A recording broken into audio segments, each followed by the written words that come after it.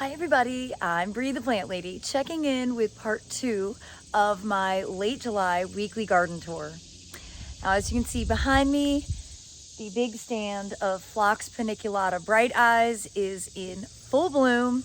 You know, I was worried a few weeks ago that it had bloomed really early, but much to my surprise, tons more flowers came out, and just in time for the swallowtail population to really start amping up. So today's tour is going to be filled with beautiful butterflies, gorgeous flowers, and lots of gratitude for a huge change in our weather systems. We are back into a pattern of getting rain almost daily. We've had over 3 inches of rain in the last 2 days.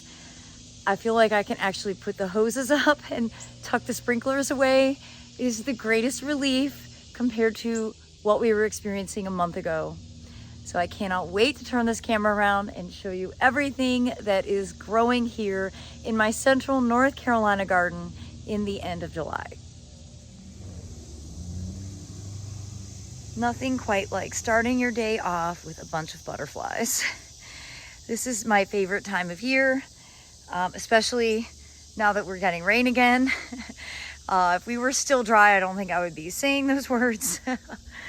But it is always a joy when the swallowtail population really starts to become abundant, and everywhere you look, there are butterflies floating around.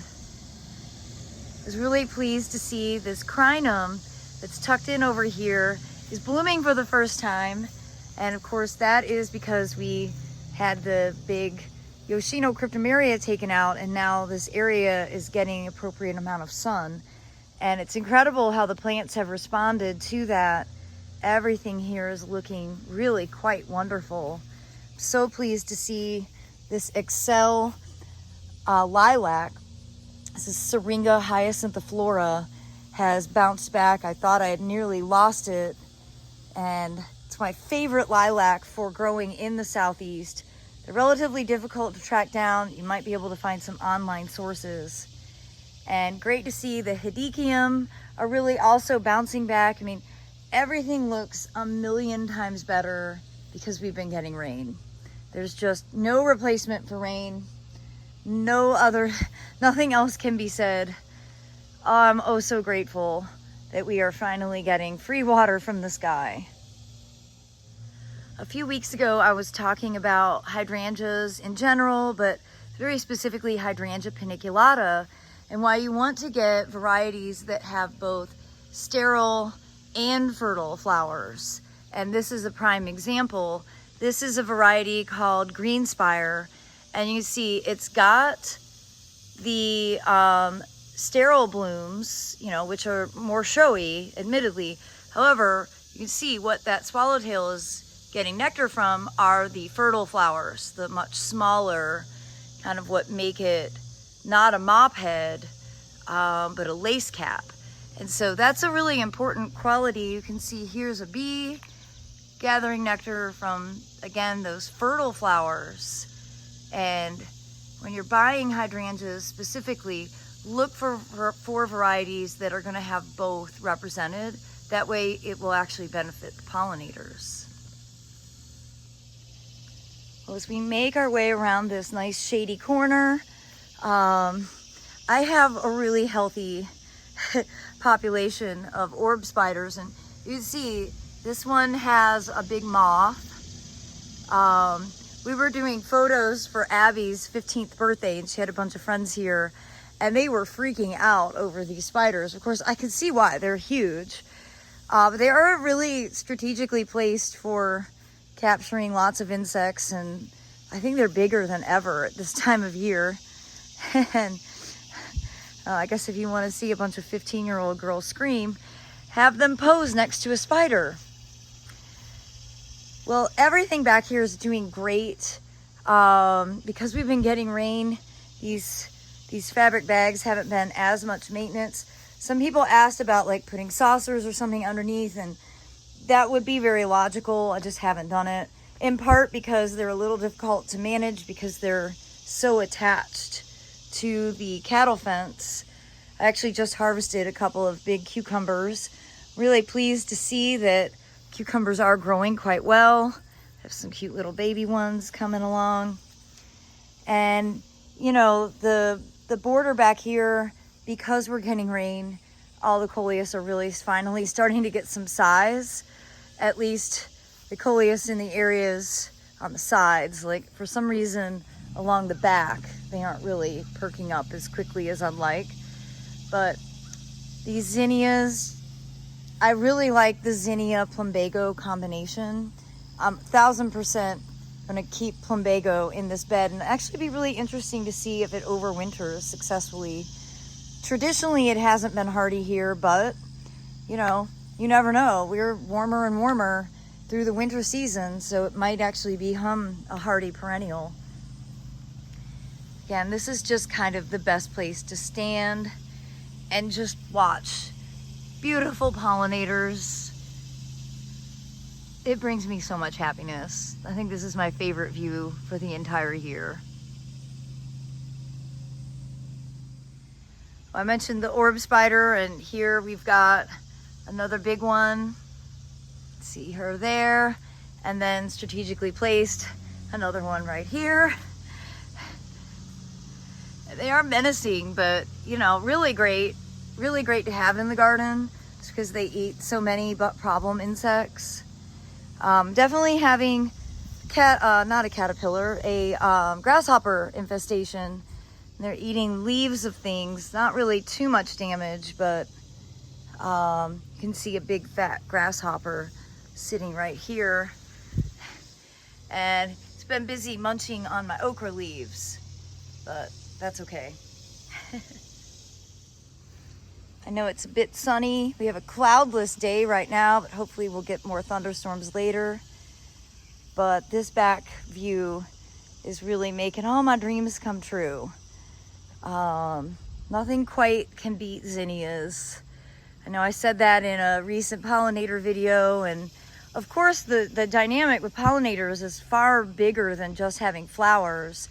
But this is a really satisfying time of year when you can just stand and see so many pollinators. And speaking of which, I wanted to show you the hummingbird moth on the plumbago.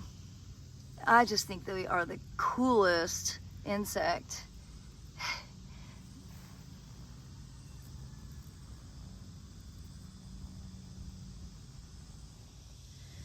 Walking over into the fire pit bed, I wanted to show you the sassafras that has just kind of grown on its own and created a grove is actually starting to set seed, which is pretty awesome.